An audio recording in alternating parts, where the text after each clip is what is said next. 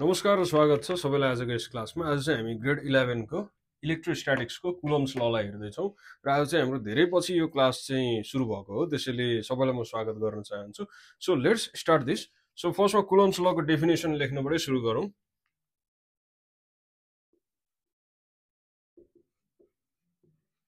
Coulomb's law states that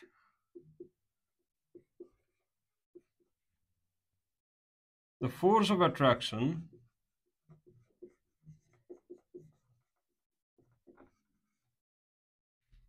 or repulsion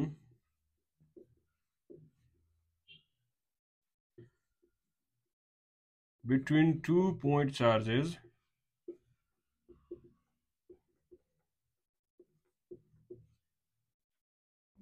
is directly proportional to the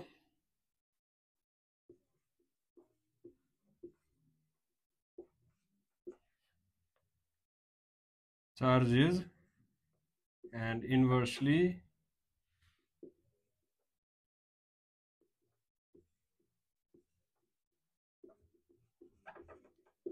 proportional to the square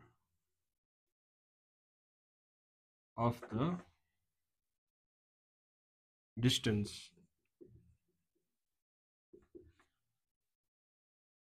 between them.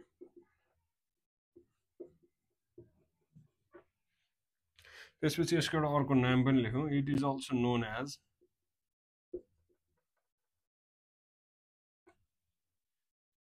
Inverse law in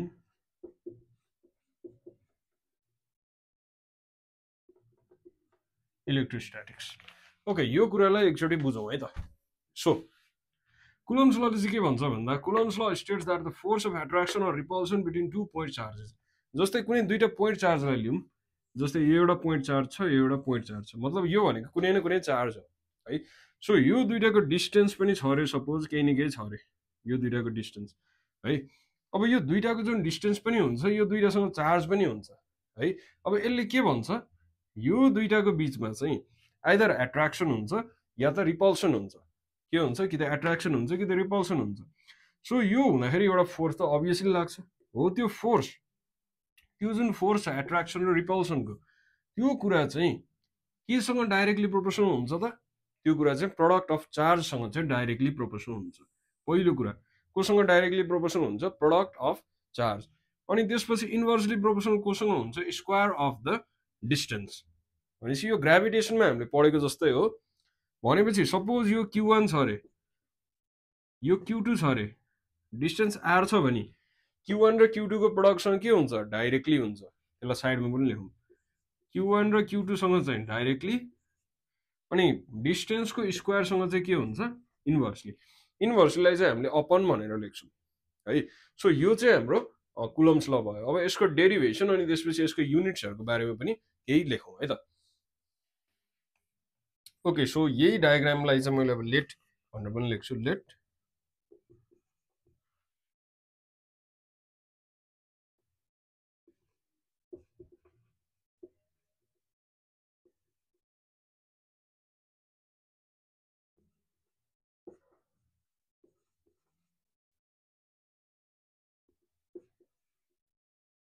separated by distance r,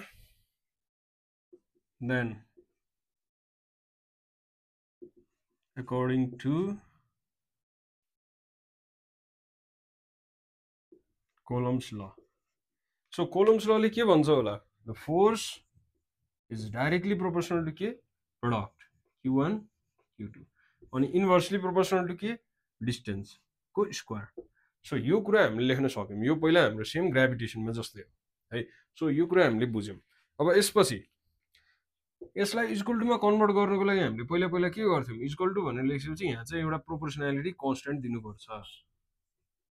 ल त्यो कुरा पनि हामीले दिउँ है। यो साइनलाई इक्वल टुमा चेन्ज गर्नको लागि यहाँ एउटा प्रोपोर्सनालिटी कन्स्टेन्ट राख्नुपर्छ। अब त्यसको बारेमा अलिकति केही बुझौँ है। सो वेयर K is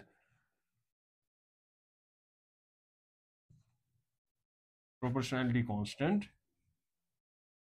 के भनेको चाहिँ प्रोपोर्सनालिटी कन्स्टेन्ट हो। त्यसपछि अब यसको बारेमा अझै एडिसनल हामीले हेर्छौँ। ओके, पहिला एसआई युनिटमा हेरौँ।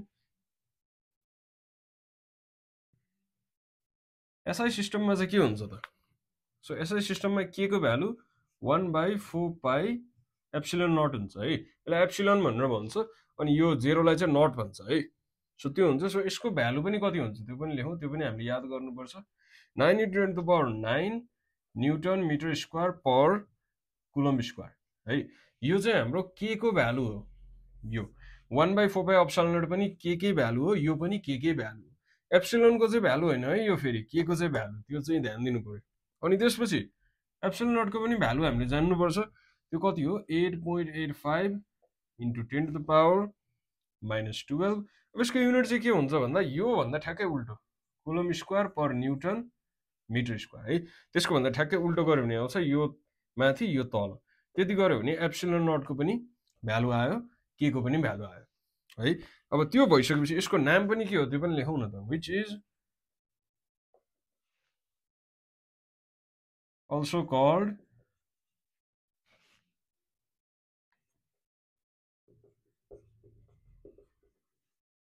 permittivity of free space or vacuum। Okay, so यो कुरालाई चाहिँ के भनिन्छ, के भन्ने कुरालाई which is also called permittivity of free space or vacuum भनेर चाहिँ भनिन्छ है। अब यसपछि सिजिएस सिस्टममा के हुन्छ त्यो पनि हेरौँ। In CGS system, so CGS सिस्टममा चाहिँ एकदमै सजिलो छ, के को भ्यालु चाहिँ 1 आउँछ है सिजिएस सिस्टममा। सो के को भ्यालु हामीले सिम्पल 1 भनेर लेख्न सक्छौँ। अनि त्यसपछि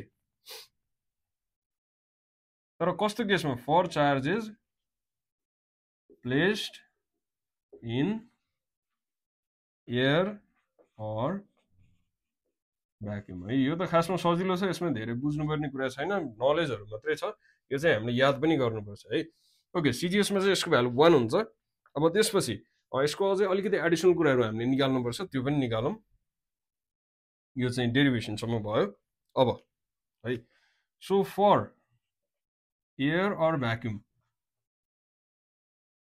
यसको फर्मुला के हुन्छ त्यसो भए, एफ इक्वल टु के भनेको के हो 1/ हामीले हेरिसकेका छौँ 4 पाई एप्सिलोन नट, अनि त्यसपछि Q1 Q2/r स्क्वायर है त। सो यसलाई चाहिँ मैले अब इक्वेसन 1 भनेर पनि माने है। यो चाहिँ हाम्रो एकदमै इम्पोर्टेन्ट फर्मुला हो। अब त्यसपछि म यसलाई रब गर्छु, अनि यो साइडमा फेरि अरू कुराहरू पनि लेख्छु है।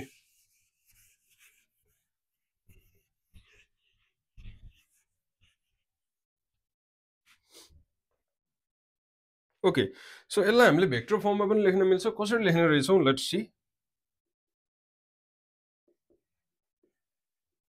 भेक्टर फर्ममा चाहिँ एफ भेक्टर हुन्छ, त्यसपछि हाम्रो के हुन्छ 1/4 पाई एप्सिलोन। अब यहाँ यता साइडमा त आर स्क्वायर तल छ, त्यस्तो छ भने चाहिँ हामीले के गर्छौँ भन्दा आरलाई क्युब गर्छौँ, अनि त्यसपछि यहाँ पनि एउटा आर हाल्छौँ, आर भेक्टर हाल्छौँ के हामीले चाहिँ त्यस्तो गर्छौँ। अनि त्यसपछि Q1 Q2 भनेर पनि लेखौँ है त। सो यो फर्ममा चाहिँ हामीले लेख्नुपर्ने हुन्छ यसमा गर्दाखेरि है, 1/4 पाई एप्सिलोन नट अनि Q1 Q2/r क्युब अनि आर भेक्टर। अब यो चाहिँ हाम्रो भेक्टर फर्म हो। अनि यसमा एउटा अझै अर्को कुरा पनि लेखौँ, द डाइरेक्सन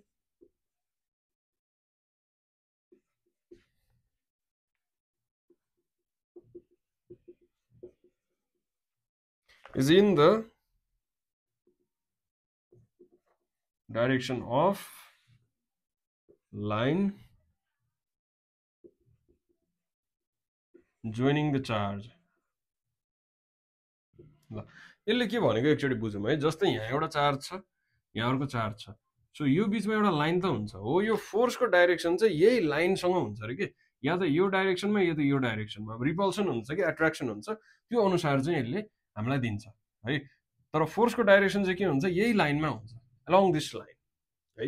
यसले चाहिँ यो भन्नु खोजेको। सो भेक्टर फर्ममा चाहिँ हामीले यसरी लेख्न सक्छौँ। यसलाई पनि एउटा चाहिँ इक्वेसनै दिदिउँ, इक्वेसन 2 भनेर दिदिउँ है त। ल त्यो पनि हामीले बुझ्यौँ। अब हामीले एयर र भ्याक्युममा त फर्मुला सिक्यौँ फर एयर र भ्याक्युम। अरूमा चाहिँ के हुन्छ त, त्यो पनि फर्मुला बुझ्नु पर्यो नि त हैन सो त्यसको लागि है फर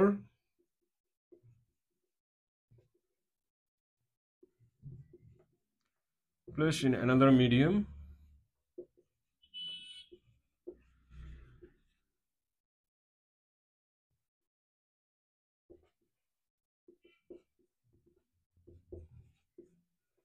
okay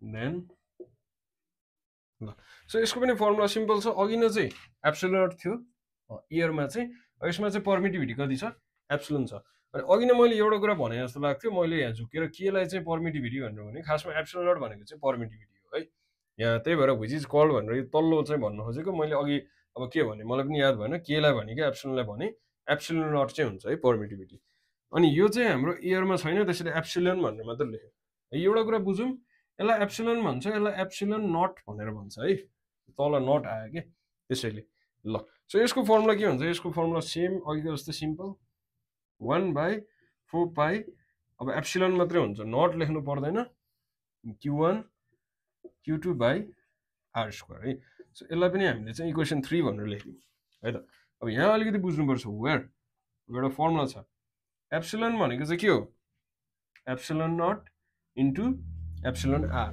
एप्सिलन आर भनेको के हो त्यो पनि लेखौँ हियर भनेर लेखौँ here epsilon R is the relative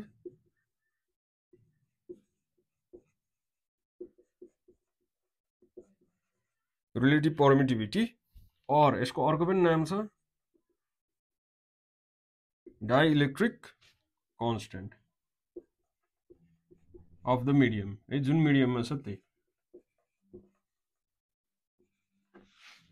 okay यो कुरा पनि बुझ्यौं अब यो फर्मुला हाल्ने भने यो इक्वेसन के बन्छ त यो पनि एकचोटि लेखौँ एप्सिलन भनेको एप्सिलन नट एप्सिलन आर भनेपछि 1/4 एप्सिलनको ठाउँमा के लेख्नु पर्यो यो लेख्नु पर्यो epsilon naught epsilon R q1 q2 by R square है त सो यसलाई पनि एउटा इक्वेसन बनाइदिउँ 4 भनेर लेख्यौँ सो यतिसम्म पनि हामीले बुझ्यौँ है एप्सिलन एप्सिलन आरसम्म पनि बुझ्यौँ अब अझै एउटा फर्मुला चाहिँ हामीले यहाँ निकाल्नु पर्ने छ त्यसको लागि मैले चाहिँ यसलाई मेट्छु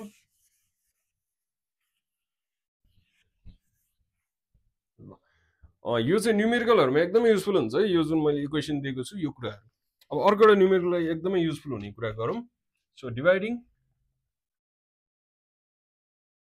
equation 1 by equation 4 we get divide गर्यो भने चाहिँ के पाइन्छ अब इक्वेसन 1 हराइसकेछ म एकचोटि यता साइडमा लेख्छु है इक्वेसन 1 भनेको के हो भनेर यतापट्टि लेख्छु म f इक्वेसन 1 त जुन सिम्पल हो 1/4 epsilon naught q1 q2 by r square है यो चाहिँ इक्वेसन 1 थियो है त सो इक्वेसन 1 बाई इक्वेसन 4 गर्नु पर्यो सो गरौँ त्यसो भए इक्वेसन 1 मा के छ f छ f बाई fm भनेर लेखौँ पहिला LHS लाई डिवाइड गर्ने f बाई fm अनि RHS लाई डिवाइड गर्ने त्यो पनि डिवाइड गरौँ सो RHS कति छ 1/4 एप्सिलन अनि q1 q2 by r square यहाँ के छ 1/4 epsilon r epsilon naught epsilon r अनि q1 q2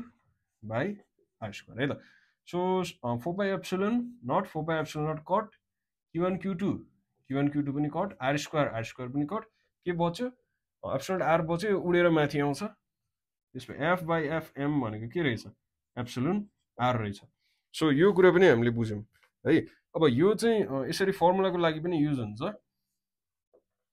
यसलाई चाहिँ मैले इक्वेसन 5 भनेर लेखेँ यो चाहिँ f भनेको चाहिँ के हो force in medium sorry f भनेको चाहिँ फोर्स इन एयर अब यहाँ मैले ब्र्याकेटमा एयर भनेर पनि लेखेँ m भनेको चाहिँ मिडियम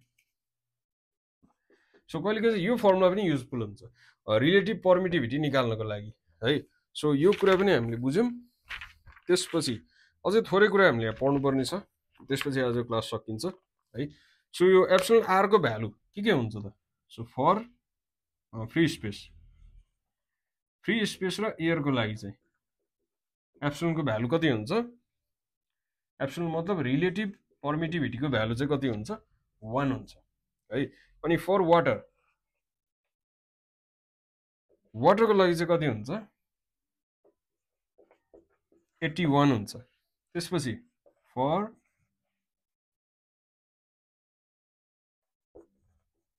पर्फेक्ट इन्सुलेटर अनि फर अर्को एउटा छ पर्फेक्ट कन्डक्टर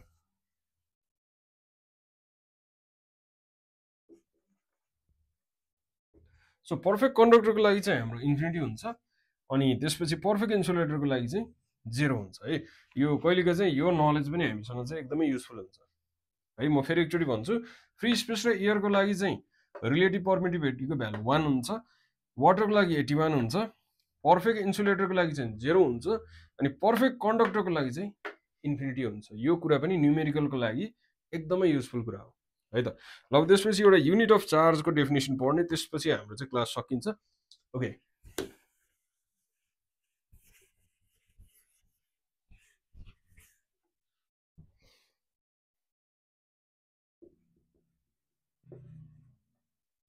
ओके यसको अलिकति डेफिनेसन जस्तो लेख्नुपर्ने हुन्छ the SI of charge is coulomb यो त हामी सबैलाई थाहा छ यसको डेफिनेसन पनि लेखौँ a body will